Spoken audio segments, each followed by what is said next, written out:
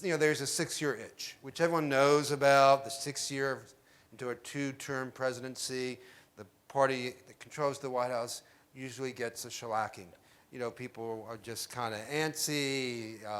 It's very hard to be a successful president. There are very few presidents who, at the time of their presidency, are considered outright successes. So I think there's a natural, and everyone knows this is, Democrats are talking about this for years, going into this election, that you're likely to take a hit. On top of that, I think it was a much bigger hit than a lot of Democrats and Republicans expected, whether it's your pal David Axelrod or even some, the Michael Steele and some of the conservative Republicans that I go on air with. Everybody was somewhat surprised that it was such a major wave for the Republicans. Yeah, there was a sense it was going to be a good night, but they didn't realize it would be that good for that party. Right, and they basically won everywhere except New Hampshire and a few other pockets. But Charlie Crist looked like a good bet in Florida. He lost a close race to Rick Scott, the incumbent governor. And in my neighboring state of Virginia, no one expected Mark Warner, who's considered a popular senator, to have a chance of losing, and he won by 12,000 votes, less than 1%. So even those few places where the Democrats won, it was very close. And you look at a state like Iowa, which 2 years ago elected Barack Obama, I think is from around here, elected Barack Obama by 6 percentage points. This time, they elected a senator who called for the impeachment of Barack Obama. Now, that's a big, big flip. And so we can go through all the demographics that, elections work for the people who use them, right? And so the way you tell what's going to happen in an election is figuring out who's coming to vote, what the electorate is. And weeks out of the election, polls were already showing that there was less enthusiasm about voting amongst the whole public than there had been in any of the last 3, 4, 5 off-year elections, midterm elections. But amongst the people who were looking to vote, there was a 20% gap between those who said they lean Democrats and those who say they lean Republican.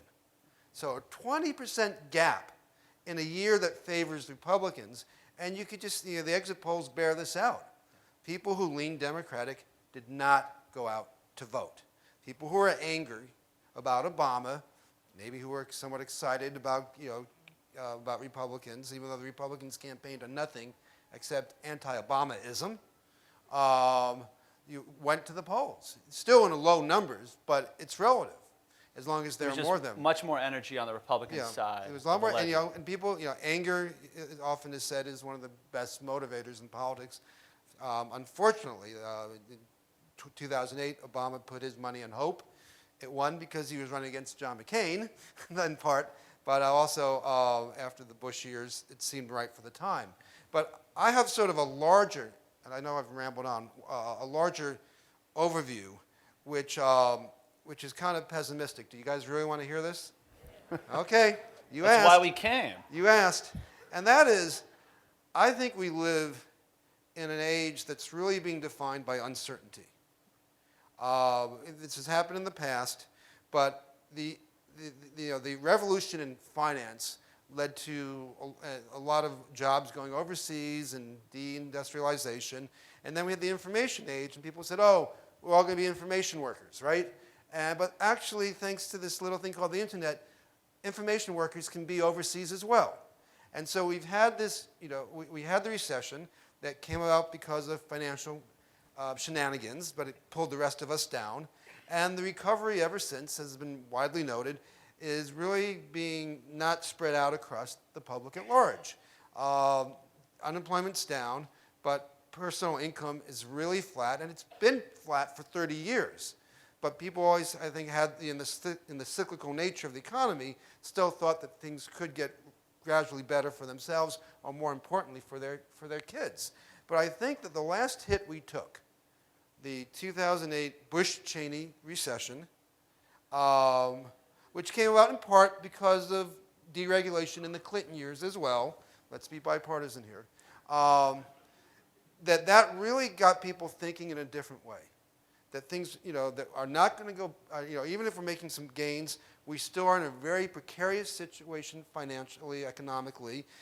People are not, worried about the future for themselves and their kids. Right now, are we on the wrong track? This is what pollsters do. It's one of their key measurements. They ask people, do you think America's on the wrong track, on the right track?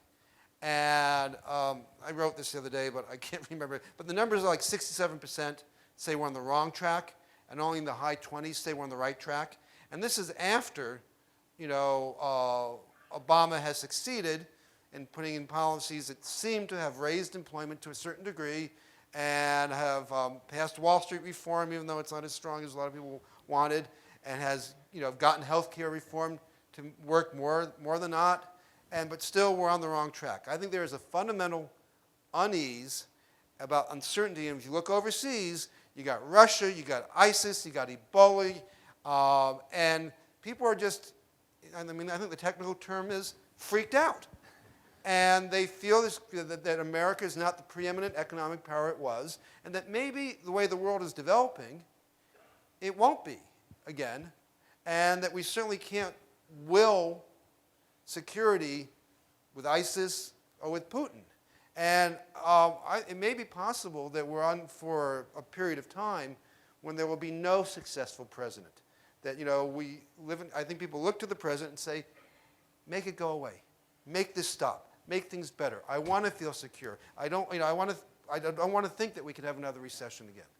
And that the expectations, or maybe better put, the desires that we have for the president in a system that doesn't give the president as much power as the prime minister would have, are kind of out of step.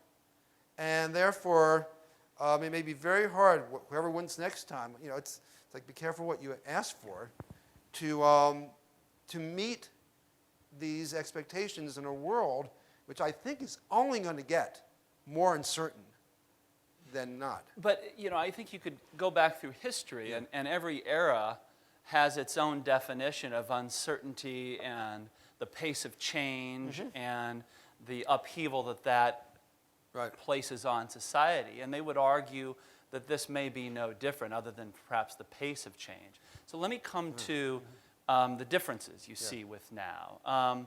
What are they principally? What is it a pace thing? Is it the fact that our politics are broken, trust in government and other institutions? What's happening now? Well, I think it's all happening at once. There are times when the 60s were a time of upheaval and so on, but I still think there was a faith in like the general American cycle. Things would go up, things would go down, but then they would go up again. And Reagan ran on Morning in America, even though it wasn't Morning in America, according to the numbers, but he got people to believe it was Morning in America. I think there's something about the American electorate now that is not amenable to believing that, whether it's true or not. I think there's a disinclination. And I think it's because partly the pace of change in life has gotten much quicker. I just know from my own industry, the media, that things change so fast that you don't have a sense of security.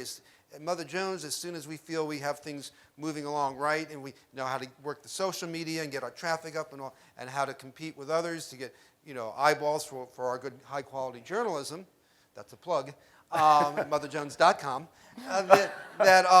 we worry, though, that like Facebook will change the algorithm, or some 12-year-old kid in Sheboygan is going to invent an app that's going to change everything for everybody. Yeah. And I can only imagine what it's like if you're in a manufacturing sector or in a tech sector, that things can move and change so fast that even if you feel you're getting the society or the economy is getting some motivation and getting some steam, that it can all go away. And I think, at the end, the Cold War, for all the problems, gave us sort of a pretty firm perspective on how to think about the world. Since then, and I think the Iraq invasion has made this a lot worse, obviously. People look around and they just feel very insecure about all these threats, real or imagined. Look how freaked out people got about Ebola. How many cases in Ebola in America have there been since that Liberian fellow died? There have been 3, 2 nurses who treated him and 1 doctor who came back. And yet we act like it, and then the Republicans used this in the campaign. They were able to effectively use, 1 case of Ebola and in a fear-mongering fashion and tie it in with ISIS and the border, the southern Mexican border. It was absolutely stunning. You mentioned Reagan and the idea of morning in America, and let me come to this president. How much do you think this president deserves blame for both the lack of policies that could get at the underlying uncertainty and the projection of more clarity and confidence around where this nation is headed? Yeah. I assume this is probably a pretty Obama-friendly crowd, so I would choose my words carefully. I wrote a piece the night of the election that was called Campaign 2014, Obama's Failure to Communicate. Now, I didn't blame it all on him, but I do think that one failing he has had in the last 6 years, while I think he's got tremendous policy successes, whether it was a stimulus bill, health care reform, saving the auto industry, stuff on, he had a tax cut in his stimulus bill in the first year. There was a tax cut for the bottom 90% of Americans.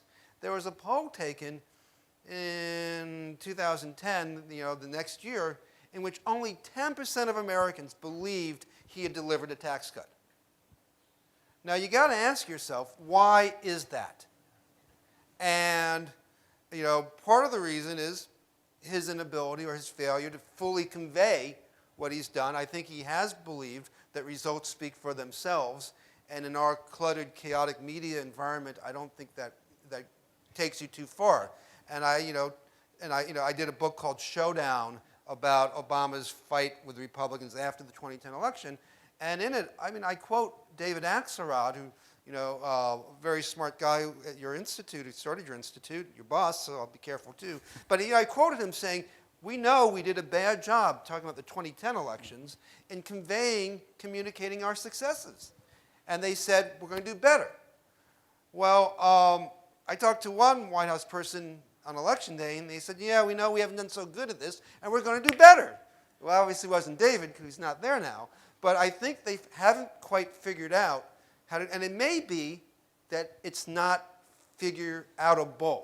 In that the media, universe is so diverse now, I think it's very hard for the president to get a platform and speak in a very broad, general way that registers with people, particularly when things are highly polarized and you have an opposition that is devoted to making, politics and the information community about politics look like a complete mess because they feel they benefit.